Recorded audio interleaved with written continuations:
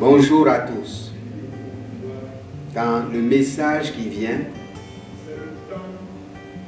je vais m'évertuer à mettre l'accent sur l'importance de la parole de Dieu dans notre foi de chrétien. Car la Bible déclare que la foi vient de ce qu'on entend et ce qu'on entend vient de la parole de Dieu. Nous allons prendre un texte de l'évangile de Luc, le chapitre 5, du verset 1 au verset 10. Et dans ce passage, nous allons extraire un verset clé, le verset 5, où Pierre répond à Jésus en lui disant « Sur ta parole, je jetterai le filet. » Et autour de ce verset, nous allons tirer des trésors bibliques pour motiver, encourager et nourrir votre foi dans cette saison très difficile, la saison du coronavirus. Pour t'encourager, pour te motiver à l'espérance, à l'amour de Dieu, à la bonté de Dieu, à la fidélité de Dieu. Et à travers cet enseignement, je vais te montrer combien il est important de donner une place de choix à la parole de Dieu dans ta marche avec Dieu. Parce qu'au commencement était la parole, et la parole était avec Dieu, et la parole était Dieu. Tout ce qui a été créé par la parole. Aujourd'hui, dans les milieux charismatiques, pentecôtistes et prophétiques, on met l'accent sur un certain nombre de choses, comme les prophéties, les miracles, les guérisons, les visions, les songes. Mais on néglige la parole de Dieu. Or, les prophéties, les miracles, les songes, les révélations doivent trouver leur origine et leur source dans la parole de Dieu. Jésus prêchait, il enseignait, il faisait les miracles. Il n'a jamais dit, le Seigneur Jésus, que les miracles doivent commencer. Nous croyons sur la base de la parole et les miracles nous suivent. C'est pourquoi, une fois de plus encore, je t'invite à écouter ce message. Sur ta parole, je jetterai le filet. Amen. Je vous salue tous dans le nom merveilleux de notre Seigneur Jésus. C'est le week-end de Memorial Day ici aux États-Unis. Un moment où l'Amérique entière honore ces hommes en uniforme. Ces hommes et ces femmes qui assurent notre sécurité à l'intérieur et comme à l'extérieur. Lundi seront célébrés par la nation tout entière et nous voulons les tenir dans la prière et nous voulons aussi leur dire un grand merci de maintenir ce pays en sécurité, de maintenir les citoyens que nous sommes en sécurité. Que nos prières puissent aller vers ces hommes et ces femmes en uniforme qui pendant cette période du Covid-19 ont aidé énormément les combattants de la santé, les médecins, les infirmiers, les infirmières, les aides-soignantes, etc., pour que tout se fasse très bien dans l'ordre, qu'il n'y ait pas de chaos, de désordre et de révolte. Une fois de plus encore, nous disons que Dieu bénisse les hommes et les femmes en uniforme des États-Unis d'Amérique.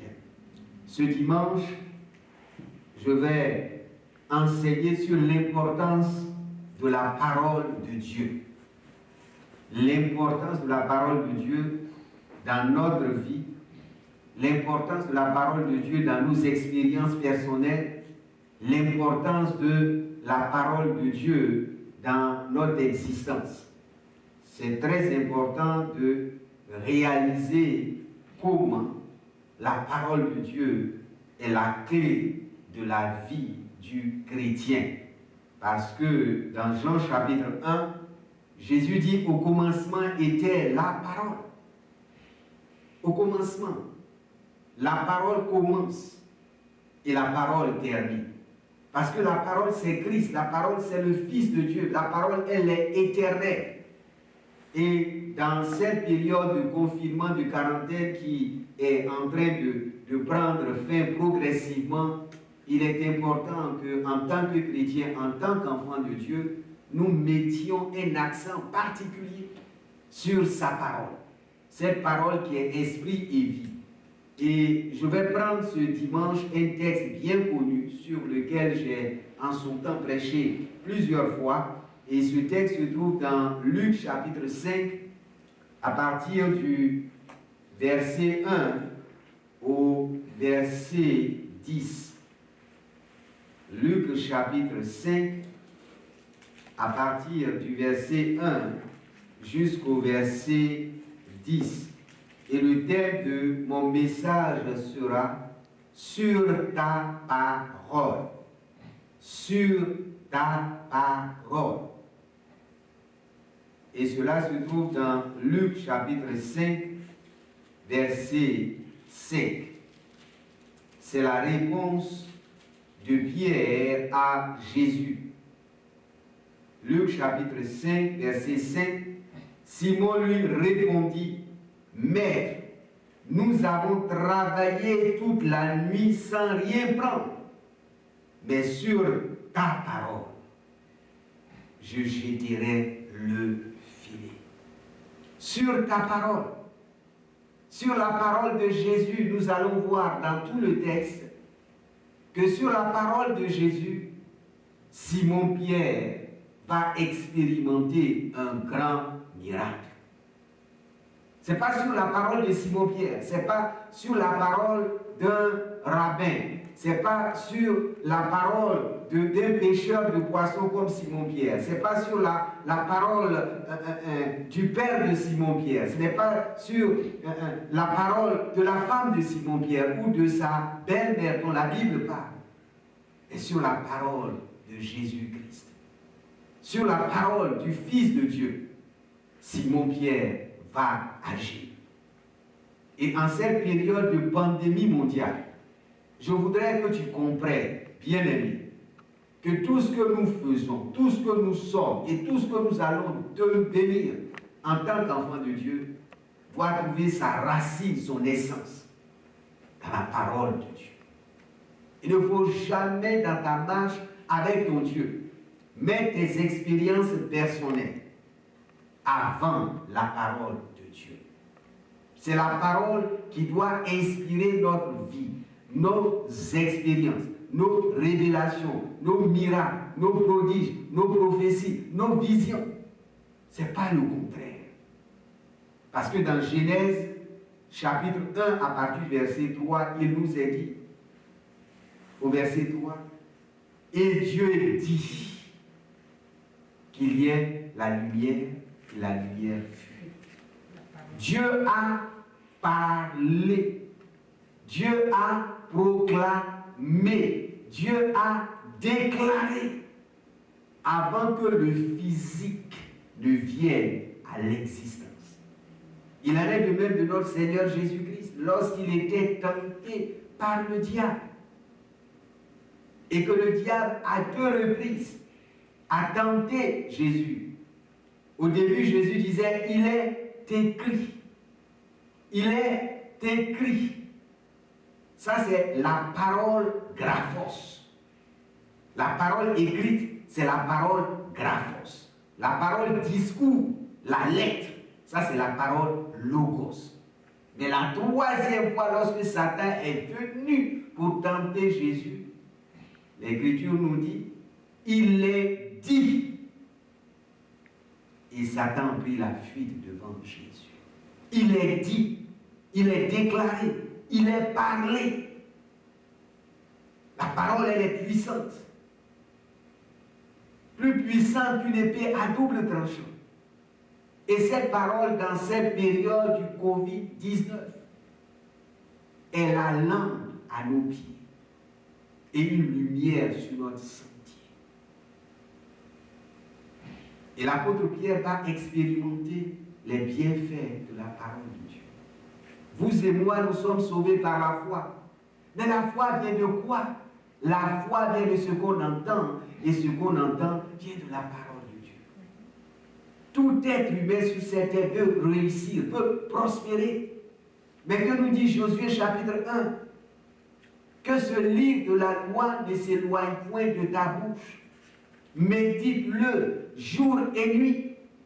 C'est alors que tu auras du succès. C'est alors que tu auras de la réussite dans toutes tes entreprises. Et dans cette période du coronavirus, ton succès, ta réussite et ta victoire se trouvent dans la parole de Dieu. Parce que la parole de Dieu est esprit et vie. C'est cette parole qui est capable de te soutenir dans des moments de solitude, dans des moments d'angoisse, dans des moments de peur et de frayeur, de lendemain incertain. C'est cette parole qui te donne l'espoir, l'espérance de croire que derrière ce moment sombre, il y a un moment lumineux qui arrive. Le médecin Luc, compagnon de l'apôtre Paul, nous dit, dans le chapitre 5 de son évangile, verset 1, comme Jésus se trouvait auprès du lac de Génézareth et que la foule se pressait autour de lui, pourquoi? C'est très fort ici. Jésus était au bord du lac de Génézareth. Il n'avait encore rien fait, rien dit.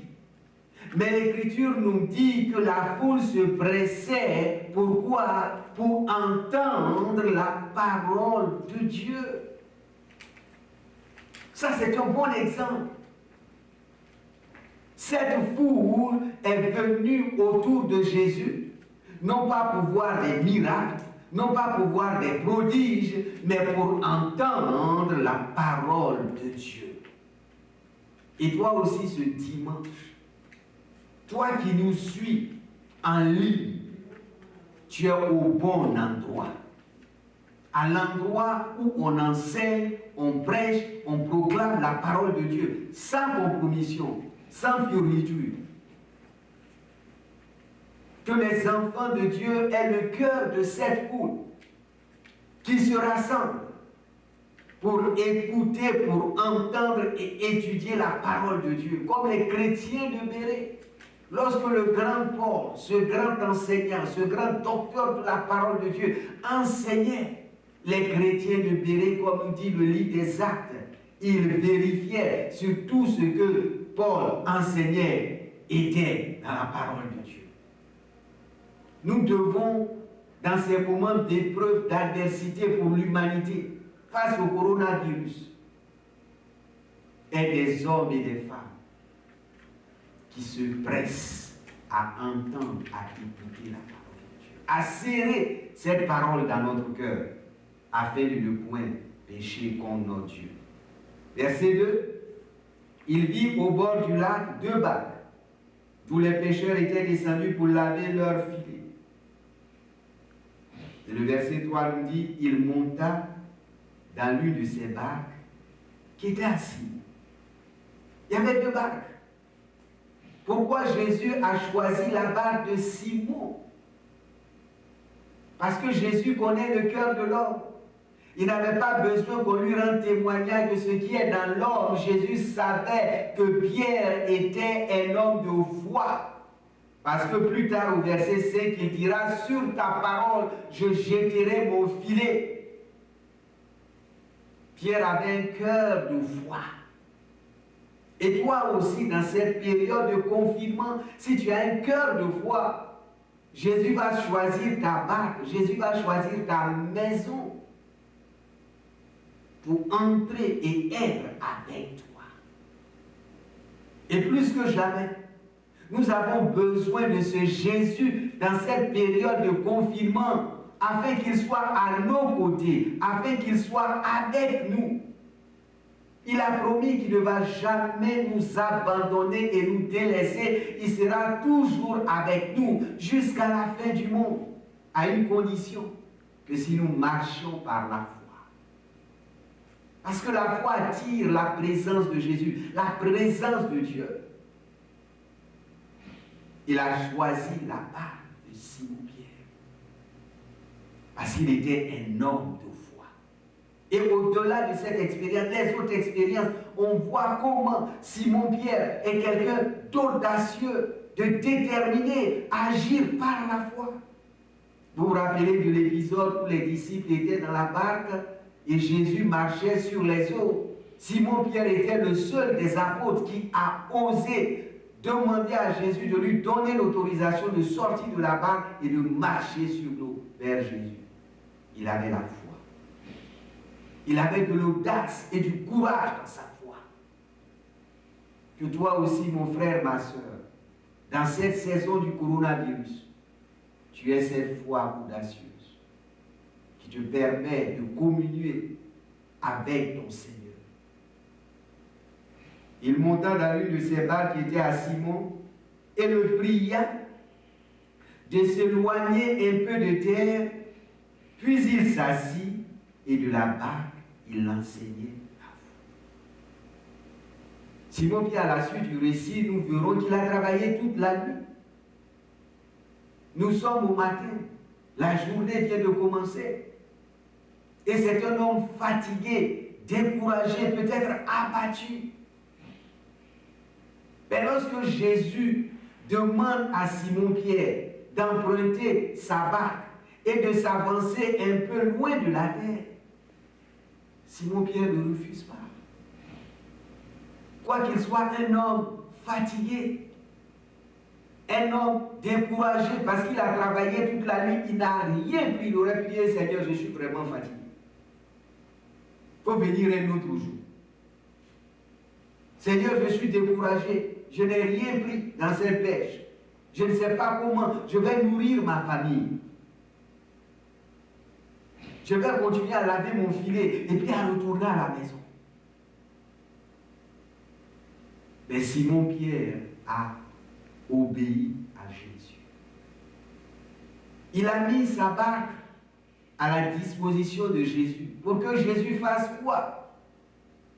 Pour que Jésus puisse enseigner la foule.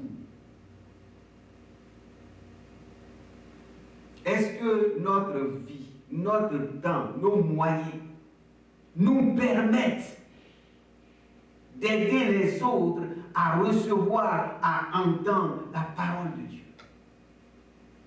Pendant que Pierre faisait tout cela, il ne savait pas qu'il aurait une pêche miraculeuse. Il a fait cela de façon désintéressée, par amour et par la foi pour le Seigneur Jésus. Est-ce que Jésus peut utiliser ta vie, peut utiliser ta maison, ton travail, tes finances, pour proclamer et propager la bonne nouvelle du royaume? Souvent les chrétiens disent, nous ne sommes pas bénis, nous prions, ne voyons pas les résultats. Mais est-ce que notre vie est une vie de sacrifice pour le Seigneur Jésus, pour permettre la bénédiction des autres? Simon-Pierre avait toutes les raisons de ne pas être avec Jésus. Mais il a choisi d'être avec Jésus. Il s'est mis à la disposition du Seigneur Jésus. Est-ce que nous aussi, nous voulons que notre vie, notre temps, notre énergie, nos moyens soient à la disposition du Seigneur Jésus pour enseigner sa parole, pour prêcher sa parole? La foule se pressait autour de Jésus pour entendre la parole. Et maintenant, Jésus enseigne la foule. Ça, c'est le ministère de Jésus. Le ministère de Jésus est dominé par prêcher la parole, enseigner la parole, proclamer la parole. Et après viennent les miracles, les prodiges, les résurrections, les révélations, ceci, cela. Mais dans le milieu charismatique, pentecôtiste, on a aujourd'hui tout mélangé. On peut aller à des services, à des réunions, où il n'y a même pas de prédication, il n'y a même pas d'enseignement. C'est seulement les miracles, les prophéties, les prodiges, etc. Mais c'est parce que Jésus, notre modèle, fait. Jésus commence toujours par la parole. Parce que la parole construit la foi. La parole développe la foi. Et lorsque la foi est à son niveau extrême, les miracles, les guérisons, les délivrances, les révélations viennent facilement et le peuple est béni. On n'est pas béni par les miracles, les guérisons, les prophéties. On est béni par la parole de Dieu. Parce que la parole est éternelle. La parole ne passera jamais. Jésus a dit, le ciel et la terre passeront. Mais mes paroles ne passeront jamais. Parce que Dieu établit la parole au-dessus même de son nom. C'est quelque chose de fort. C'est ce que j'appelle la primauté de la parole de Dieu dans la vie du chrétien, du ministère chrétien. Nous devons revenir à la base. Jésus allait de lieu en lieu, prêchant la bonne nouvelle du royaume. C'est comme ça que le ministère de Jésus a commencé. Il allait de lieu en lieu, prêchant la bonne nouvelle du royaume. C'est après cela qu'il a fait son premier miracle aux noces de Cana. Mais après ces 40 jours de jeûne et de prière, quand il a commencé le ministère, il prêchait, il enseignait la bonne nouvelle du royaume de Dieu. Et nous devons revenir à ces fondamentaux de la vie chrétienne.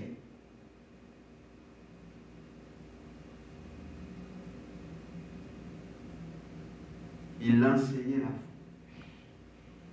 Et pendant que Jésus enseignait la foule, Pierre était dans la barque.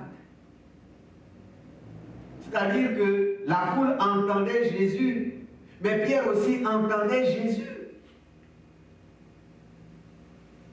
Pierre avait une communion avec Jésus à travers la parole. Et lorsque Jésus a fini d'enseigner la parole, verset 4, lorsqu'il eut cessé de parler, il dit à Simon, avance en pleine eau et jetez vos filets pour pêcher. Tu m'as mis en premier lieu. Tu as mis à ma disposition ta barque, ton temps. Maintenant, je vais m'occuper de toi. C'est parce que l'Écriture nous dit dans Matthieu chapitre 6, verset 33, cherchez premièrement le royaume et la justice de Dieu, et tout le reste vous sera accordé. Bien-aimés, dans cette saison, Dieu doit être premier. Nous devons continuer à le chercher premièrement. Et le reste, la guérison, la protection, les opportunités économiques et professionnelles vont devenir notre partage. Dans cette période du coronavirus, si Dieu est premier dans ta vie, comme Pierre, tu seras béni comme tu n'as jamais été béni avant. Parce que ta bénédiction ne vient pas de toi. Ta bénédiction ne vient pas de tes efforts et de ton travail, mais ta bénédiction viendra de Dieu. Pierre, toute la nuit, n'a rien eu avec ses propres efforts, avec sa propre énergie, avec sa propre intelligence. Mais parce qu'il a mis Jésus en premier lieu, il a eu une pêche miraculeuse. Et je suis sûr, dans tout ce temps où Pierre pratiquait la pêche des poissons, il n'a jamais eu une pêche aussi miraculeuse que cela. C'est pourquoi je déclare sur ta vie que pendant cette période du coronavirus, si ton cœur est entièrement Dieu, si Dieu est en premier lieu de ta vie, tu seras plus que jamais béni que tu n'aies jamais été béni. Et certains d'entre vous ici à Living World Ministries, vous êtes en train d'expérimenter des bénédictions exceptionnelles. Je le vois. Ça, c'est notre Dieu. Les autres pêcheurs n'ont rien pris, puisqu'ils étaient tous en train de laver leurs filets. Jean et Jacques n'ont rien pris. Pierre n'a rien pris. Les autres n'ont rien pris. Mais parce qu'il a disposé sa vie à son Jésus, il a eu une pêche miraculeuse. Que cette saison, cette période ne soit pas pour toi, chrétien qui me regarde et qui m'écoute, une occasion d'être paresseux spirituellement, négligent spirituellement, parce que tu vas passer à côté des grandes bénédictions de Dieu. C'est lorsque les temps sont difficiles et mauvais que notre consécration, notre engagement, notre détermination pour Dieu doit être sans faille. Pierre est notre exemple. Avancez en pleine eau et jetez vos filets pour pêcher. C'est la parole de Jésus. Jésus a dit. Mais cette parole, elle est différente. Parce que dans le grec, nous avons 3 significations de la parole. Il y a ce qu'on appelle la parole logos. Et ensuite, nous avons la parole graphos. La parole logos, ça c'est le discours. Jésus a dit la lettre tue. Ça c'est le logos. Ensuite, nous avons la parole graphos. Il est écrit, la parole écrite. Ça a donné graphisme. Mais cette parole ici qui pousse Pierre à agir, à croire, ça c'est la parole rhéma, la parole vivante. Jésus a dit, la parole est esprit et vie. Et quand tu reçois le rhéma, la parole qui est esprit et vie, ça te pousse à un degré de foi que le raisonnement humain ne peut comprendre et expliquer. Et que ce dimanche, tu reçois dans ton cœur la parole qui est esprit et vie. La parole rhéma, qui t'amène à obéir à Dieu quand rien ne fait sens. Dans cette période de confinement, que Dieu, à travers ce message, te donne un rhéma, une parole qui est esprit et vie, qui va changer, qui va transformer ta vie et ta destinée.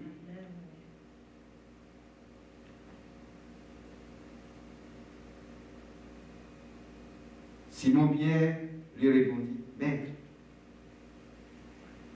nous avons travaillé toute la nuit sans rien prendre. Mais sur ta parole, sur le rhéma, je vais jeter le filet. Au point de vue humain, au point de vue expérience, au point de vue raisonnement, Jésus, ce que tu me dis ne fait pas sens. Mais parce que je crois en ta parole, j'ai confiance en ta parole, je vais obéir à cette parole. Ça, c'est la foi active, la foi qui porte du fruit. Il y a des gens qui disent qu'ils croient, mais ils ne font rien. Tu as le oui, Jésus, je crois. Mais sur ta parole, je vais jeter le filet. Et dans cette saison, dans ce moment, Dieu demande à ses enfants d'agir par la foi, d'agir par l'obéissance. L'obéissance à sa parole. L'obéissance vaut mieux que le sacrifice. Sur ta parole, je jeterai le filet. Ce dimanche, qu'est-ce que Dieu te dit dans ton cœur, à travers ce message ou à travers d'autres enseignements que tu as reçus? Ta foi ne va se développer qu'en écoutant la parole, qu'en étudiant la parole, qu'en lisant la parole. Ce temps de confinement ne doit pas seulement une occasion pour passer des heures et des heures devant la télévision à regarder des choses qui n'ont rien à voir avec la parole de Dieu, ou être sur les médias sociaux à voir telle théorie qui n'a rien à voir avec la parole de Dieu. Je ne dis pas qu'il ne faut pas regarder la télévision, il ne faut pas consulter les médias sociaux, mais passer son temps à être bombardé, nourri chaque jour de la télévision, des informations des médias sociaux, en négligeant la parole de Dieu, c'est un danger pour ta destinée divine ici. Sur ta parole, je jeterai le filet. Sur ta parole. Verset 6, l'ayant jeté, ils prirent une grande quantité de poissons et leurs filets se rompèrent. Ça, c'est la bénédiction de Dieu. C'est la bénédiction de Dieu. La parole de Dieu nous dit, or à celui qui peut faire, je crois c'est dans Éphésiens chapitre 3, verset 20, or à celui qui peut faire infiniment au-delà de ce que nous pensons et nous demandons, à lui soit la gloire au siècle des siècles. Tu es celui qui veut te bénir, qui veut nous bénir dans cette période. Pour Pierre, la nuit a été difficile, a été catastrophique. Mais parce que Jésus lui a donné une part. Comme le centenier qui dit à Jésus, Seigneur, dis seulement un mot. Ce mot, c'est le rhéma, la parole vivante, la parole esprit. Il a mis tellement de poissons que les filets étaient en train de se rompre. Que la bénédiction de Dieu pour ta vie pendant cette période de coronavirus soit la plus grande bénédiction que tu n'aies jamais reçue.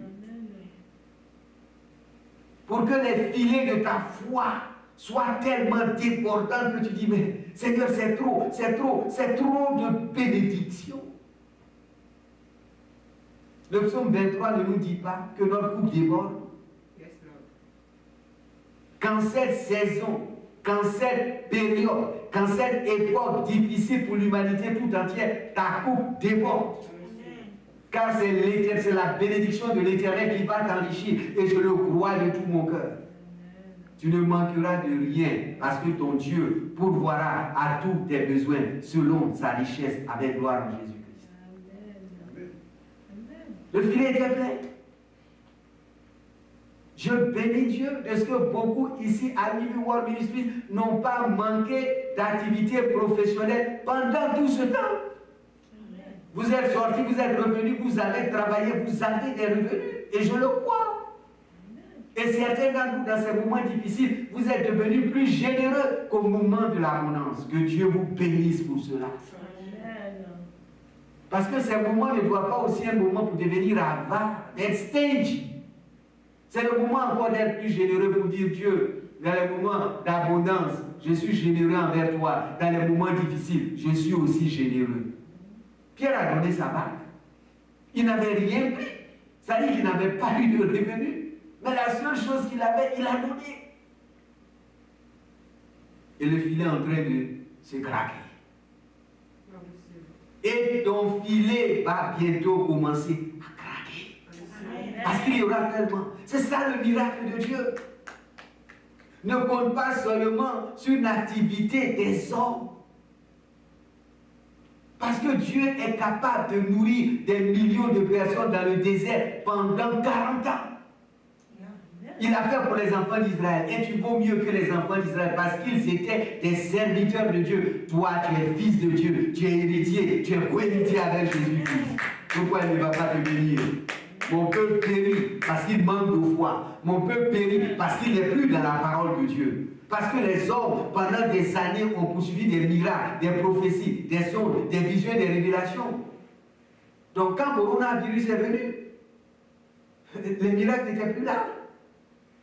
Mais si nous avons donné la prééminence à la parole de Dieu, coronavirus, la parole sera toujours avec toi. La parole sera dans ton cœur. Et les miracles vont continuer à te suivre. Le plan de Dieu, ce n'est pas que tu poursuives les miracles, mais les miracles doivent t'accompagner. Marc chapitre 16. Voici les miracles qui accompagneront ceux qui auront cru. Ils ont cru quoi? À la parole de Dieu. Si tu crois à la parole vivante, éternelle de Dieu, les miracles vont t'accompagner. Les miracles vont te suivre. Miracles de protection, de guérison, de prospérité, d'abondance qui est de paix. Tu ne seras pas quelqu'un de paniqué, de peur. L'expérience montre que les chrétiens ont plus peur que les païens. Ils ont plus peur que les païens. Où est notre foi? Où est notre paix? Je ne dis pas qu'il faut avoir une foi sans intelligence. Non, nous avons la foi avec intelligence, avec sagesse, mais avoir plus peur que les païens du coronavirus. C'est une anomalie. Où est ta foi? Où est ta foi? Que Dieu nous aide à être des pierres. Amen. Qui marchons sur la base de la parole de Dieu, qui seront cette parole dans notre cœur afin de ne point pécher contre lui. Verset 7. Il fit signe à leurs compagnons qui étaient dans l'autre barque de venir les aider. Ils vinrent et ils remplirent les deux barques au point qu'elles enfonçaient. C'est ça la bénédiction de Dieu. Dieu te bénit tellement que tu partages ta bénédiction aussi avec les autres. C'est ça le cœur du vrai croyant. Et ça, on ne l'a pas dans les mouvements émotionnels et sensationnels. Pierre était seul avec Jésus. Il n'y avait pas une autre personne dans la barque, c'était Pierre et Jésus. Pierre avait une communion avec Jésus. Comme on dit en anglais, a fellowship with Jesus. He has a fellowship with Jesus. Et dans cette période, le Seigneur veut que toi aussi tu aies ce fellowship avec Jésus. Une relation de cœur à cœur. Jésus parle à Pierre et Pierre aussi parle à Jésus. C'est ça la communion avec Dieu, le fellowship avec Dieu. C'est pas seulement tu parles à Dieu et puis tu dis Amen, tu te lèves, tu t'en vas, tu as parlé. Tais-toi. Ouvre les oreilles de ton cœur, il va te parler. Plus que jamais, indépendamment du rassemblement, qui est une bonne chose, parce que c'est ce qu'on appelle l'onction corporative. Lorsque nous sommes ensemble, c'est la bénédiction de Dieu qui se répand. C'est comme l'huile qu'on répand sur la tête d'Aaron, sur le bord de ses vêtements. Il y a une onction corporative. Mais nous avons besoin aussi de le connaître de façon personnelle, de façon individuelle. À l'époque, beaucoup disaient, je n'ai pas le temps, je suis busy. Maintenant, tu as tellement le temps que tu n'as pas le temps de passer avec Dieu. Que nous revenions à lui de tout notre cœur, de toute notre pensée, de tout notre âme. Tu es béni pour qu'à travers toi, d'autres soient bénis. C'est ça la vie. C'est pas que ta part soit remplie. Si Pierre n'avait pas fait ça, sa barque aurait coulé. Tu es béni pour qu'à travers toi, d'autres aussi soient bénis. Les autres qui ont travaillé toute la nuit, qui n'ont rien pris, Pierre a dit non, je ne vais pas garder cela pour moi seul. Je vais leur dire de venir. Et ils sont venus, ils ont partagé. Ils ont partagé l'abondance de Pierre. Ils ont partagé l'expérience de foi de Pierre, que toi aussi ta foi, ta consécration, ton dévouement pour les choses de Dieu amène d'autres personnes à être bénies. Que cette bonne nouvelle du royaume que nous annonçons dimanche après dimanche à Living Word Ministries soit partagée aussi avec d'autres personnes. Lorsque je vous envoie les liens des autres messages, partagez avec les autres. Partageons. Verset 8, quand il vit cela, Simon-Pierre tomba à genoux devant Jésus et dit, Seigneur, retire-toi de moi parce que je suis un homme pécheur, car l'épouvante l'avait saisi, lui et tous ceux qui étaient avec lui, à cause de la pêche qu'ils avaient faite. Quand il a vu ce miracle l'a poussé à la repentance. C'est pas merveilleux ça? Aujourd'hui, qu'est-ce que nous voyons? Les miracles deviennent des actes spectaculaires, des actes sensationnels, des actes émotionnels.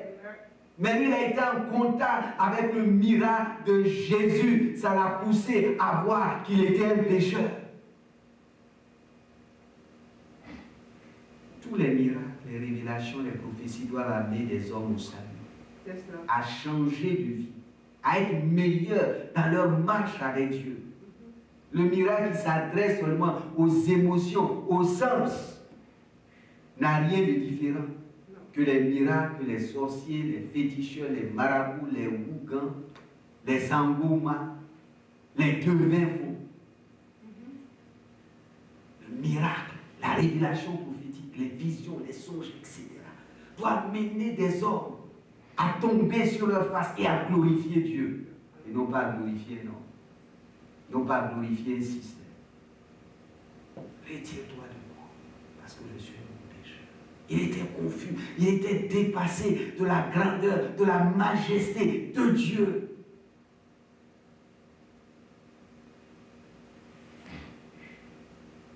Mais Jésus va lui dire, à la fin du verset 10, alors Jésus dit à Simon, ne crains point. Lorsque nous avons ce contact, cette rencontre avec Jésus, il bannit la peur et la crainte. Et Jésus te dit ce dimanche, toi qui me regardes, ne crains point. Amen. Ne crains pas le coronavirus. Ne crains pas la contagion. Ne crains pas la mort. Parce que je suis avec toi. Pour te garder, pour te protéger, mais te donner aussi la sagesse et l'intelligence de te comporter d'une manière disciplinée. Ne crains pas. Peuple de Dieu, Ne craignons pas. Dieu est avec nous. Il sera toujours avec nous jusqu'à la fin du monde.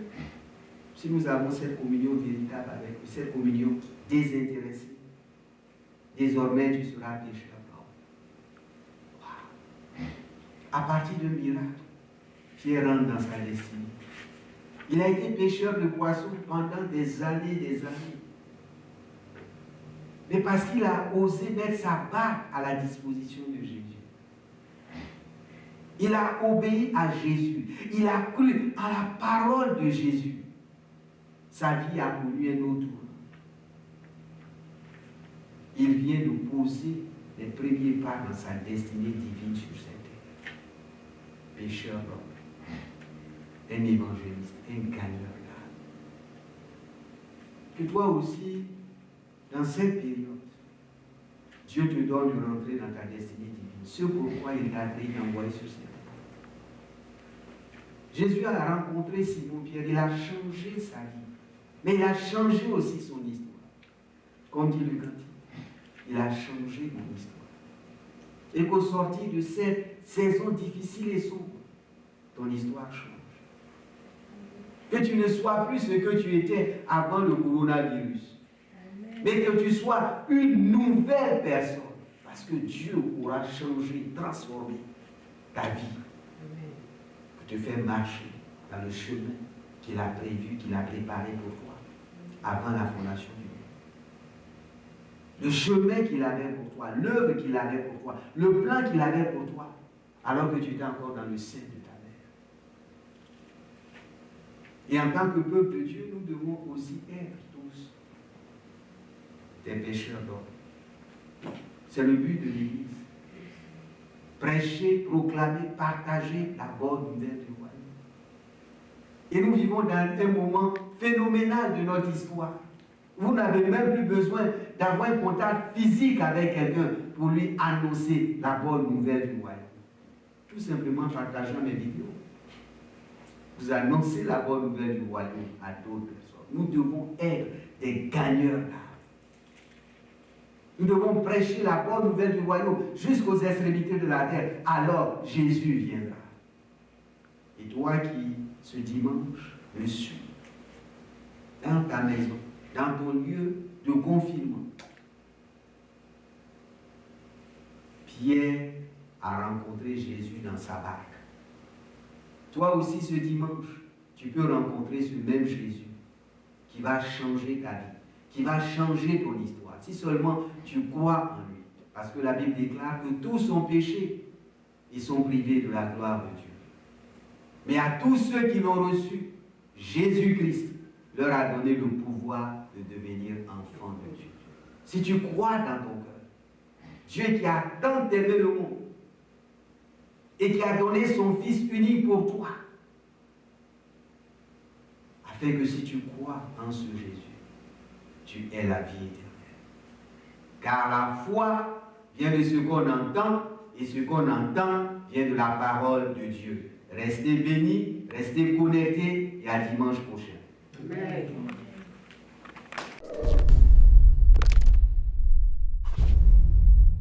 Elle t'a fermé pour toujours. Non, elle ne chancelle pas.